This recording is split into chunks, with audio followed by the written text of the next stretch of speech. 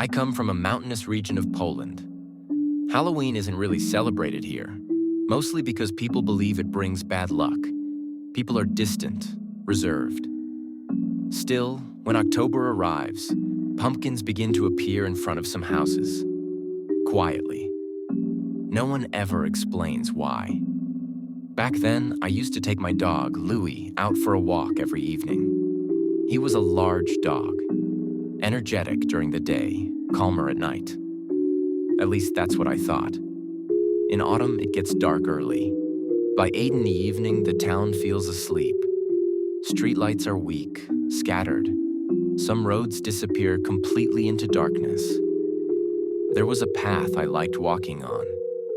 It ran from the market to the church. Forest on one side, an old farm on the other. Ordinary during the day. At night, quieter. That evening, I was walking as usual. My mind was elsewhere. Louise suddenly stopped. He started barking, hard, uncontrolled. His body went completely stiff. I had never seen him react like that before. At first, I looked around for a reason. A bicycle, an animal, something logical. But Louis wasn't looking at the road. He was staring into the trees and toward the old stable beside the church. The stable had been abandoned for years. It looked hidden among the trees. The streetlights didn't reach it. There was no light there, only shadows. Louis didn't move. He wouldn't take his eyes off it. So I looked. At first, I thought it was a tree branch. Then the shadows took shape. It was a person, standing a short distance beyond the stable, completely still.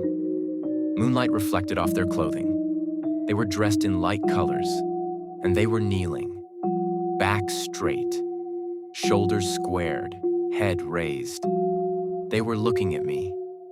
I didn't make a sound, but I knew I shouldn't stay there. They weren't hiding, and they weren't revealing themselves either. It felt like they were exactly where they were supposed to be. They were wearing something that looked like a robe, but that wasn't what disturbed me the most. It was the fact that they weren't moving at all. I couldn't even tell if they were breathing. I tried to pull Louis away. He resisted, wouldn't move. Then I forced myself. I didn't run. I didn't want them to know I had noticed them. The church was close. There were people there. I thought about telling someone, but what would I even say? So I just kept walking. The road home felt endless. Every few steps I looked over my shoulder. Louis wasn't sniffing around anymore. He walked fast, silent. I got home. The night wasn't over. I woke up to alarms and sirens. Police, fire trucks. They didn't stop for half an hour. In the morning, I checked the news. The priest's stable had burned down. Authorities said it was probably drunk teenagers.